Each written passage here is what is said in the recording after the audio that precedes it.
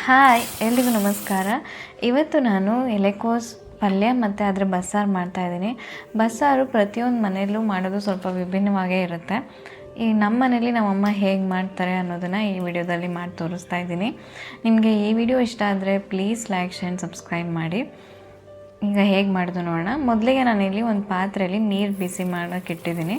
ನೀರು ಸ್ವಲ್ಪ ಬಿಸಿ ಆದಮೇಲೆ ಅದಕ್ಕೆ ಅರ್ಧ ಕಪ್ಪಷ್ಟು ತೊಗರಿಬೇಳೆ ಮತ್ತು ಅರ್ಧ ಕಪ್ಪಷ್ಟು ಹೆಸರುಬೇಳೆ ಹಾಕ್ಕೊಂಡು ಅದಕ್ಕೆ ಸ್ವಲ್ಪ ಉಪ್ಪು ಮತ್ತು ಒಂದು ಚಮಚದಷ್ಟು ಎಣ್ಣೆ ಹಾಕಿಬಿಟ್ಟು ಇದನ್ನು ಬೇಯೋದಕ್ಕೆ ಬಿಡಬೇಕು. ಈಗ ಇದು ಒಂದು 3/4% ಬೆಂದಿದೆ ಬೇಳೆ ಮತ್ತು ಹೆಸರು ಕಾಳು. ಈಗ ಇದಕ್ಕೆ ನಾನು ಸಣ್ಣದಾಗಿ ಹೆಚ್ಕೊಂಡಿರುವಂಥ ಎಲೆಕೋಸು ಹಾಕ್ಕೊಳ್ತಾ ಇದ್ದೀನಿ. ಎಲೆಕೋಸು ಹಾಕಿದ್ಮೇಲೆ ನೀರು ಸ್ವಲ್ಪ ಕಡಿಮೆ ಅನ್ನಿಸ್ತು, ಅದಕ್ಕೆ ಈಗ ಸ್ವಲ್ಪ ಬಿಸಿನೀರು ಹಾಕ್ಕೊಳ್ತಾ ಇದ್ದೀನಿ. ಒಂದು 2 ಲೋಟದಷ್ಟು ಹಾಕಿ ಈಗ ಒಂದು 5 ನಿಮಿಷ ಕುದಿಸ್ಕೋಬೇಕಾಗತ್ತೆ ನಾವು. ಈಗ ಒಂದು 5 ನಿಮಿಷ ಆದಮೇಲೆ ನೋಡಿ, ಈಗ ಎಲೆಕೋಸು ಬೇಳೆ ಎಲ್ಲ ಚೆನ್ನಾಗಿ ಬೆಂದಿದೆ. ಈಗ ಇದನ್ನು ಸಪ್ರೇಟ್ ಮಾಡ್ಕೋಬೇಕು, ನೀರು ಮತ್ತು ಕೋಸೆಲ್ಲ. ಈಗ ಈ ರೀತಿಯಾಗಿ ಒಂದು ಜಾಲರಿಗೆ ಹಾಕ್ಕೊಳ್ತಾ ಇದ್ದೀನಿ. ಈಗ ಅದರಲ್ಲಿ ಸ್ವಲ್ಪ ತಣ್ಣಗಾದ್ಮೇಲೆ ಈ ರೀತಿ ನೀರಿನ ಅಂಶನ ಇರುತ್ತೆ ಅಲ್ವ, ಪಲ್ಯ ಮಾಡೋಕ್ಕೆ ಸರಿಯಾಗೋದಿಲ್ಲ. ಹಾಗಾಗಿ ಅದನ್ನು ಸ್ವಲ್ಪ ಹಿಂಡ್ಕೊಂಡು ತೆಗೆದಿಟ್ಕೊಳ್ತಾ ಇದ್ದೀನಿ.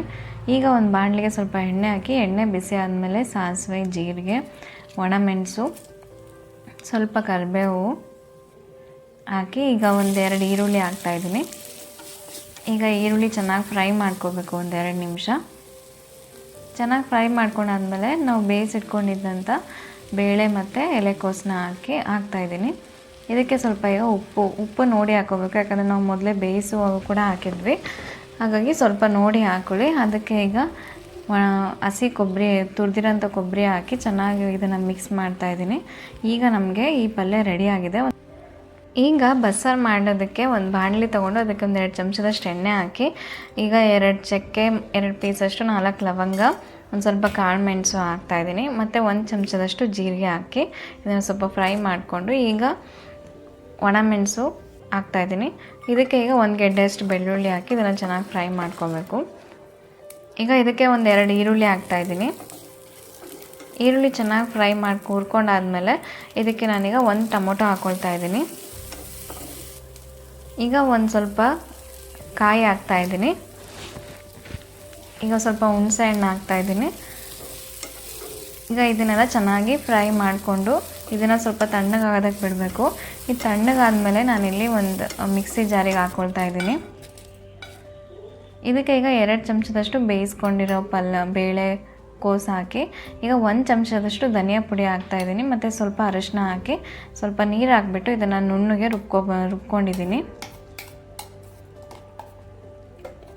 ಈಗ ಇದನ್ನು ಯಾವ ಪಾತ್ರೆಯಲ್ಲಿ ಬೇಳೆ ಎಲ್ಲ ಬೇಯಿಸ್ಕೊಂಡಿದ್ವಲ್ಲ ಅದಕ್ಕೆ ಹಾಕ್ತಾಯಿದ್ದೀನಿ. ಈಗ ಬೇಳೆ ಬೇಯಿಸ್ಕೊಂಡಿದ್ದು ನೀರಿತ್ತಲ್ವ ಅದನ್ನು ಈಗ ಇದಕ್ಕೆ ಹಾಕ್ತಾಯಿದ್ದೀನಿ. ಈಗ ಇದಕ್ಕೆ ರುಚಿಗೆ ತಕ್ಕಷ್ಟು ಉಪ್ಪು ಹಾಕ್ತಾಯಿದ್ದೀನಿ. ಮೊದಲೇ ಕೂಡ ಉಪ್ಪು ಹಾಕಿದ್ವಿ, ಹಾಗಾಗಿ ಸ್ವಲ್ಪ ಇದನ್ನು ಚೆಕ್ ಮಾಡಿ ಹಾಕ್ಕೋಬೇಕಾಗತ್ತೆ ಉಪ್ಪು. ಈಗ ಇದನ್ನು 10-15 ನಿಮಿಷ ಕುದಿಸಿದ್ದೀನಿ. ಅದು ಕುದಿಯುವಾಗ ನಿಮಗೆ ಘಮ ಬರುತ್ತೆ, ಸ್ಮೆಲ್ ಬರುತ್ತೆ, ಆವಾಗ ಅದು ಗ್ಯಾಸ್ ಆಫ್ ಮಾಡಿದರೆ ಸಾಕಾಗುತ್ತೆ. ಅದಾದಮೇಲೆ ಲಾಸ್ಟಲ್ಲಿ ಸ್ವಲ್ಪ ಸಿಂಪಲಾಗಿ ಒಗ್ಗರಣೆ ಕೊಟ್ಟರೆ ನಮಗೆ ಟೇಸ್ಟಿಯಾದ ಉತ್ಕ ರೆಡಿ ಆಗಿದೆ. ತುಂಬಾ ಚೆನ್ನಾಗಿರುತ್ತೆ ಮುದ್ದೆ ಅನ್ನದ ಜೊತೆ ತಿನ್ನೋದಕ್ಕೆ. ನಿಮಗೆ ಇಷ್ಟ ಆದರೆ ಪ್ಲೀಸ್ ಲೈಕ್ ಶೇರ್ ಸಬ್ಸ್ಕ್ರೈಬ್ ಮಾಡಿ. ಎಲ್ಲಿಗೂ ಪ್ರೀತಿಯ ಧನ್ಯವಾದಗಳು. Thank you.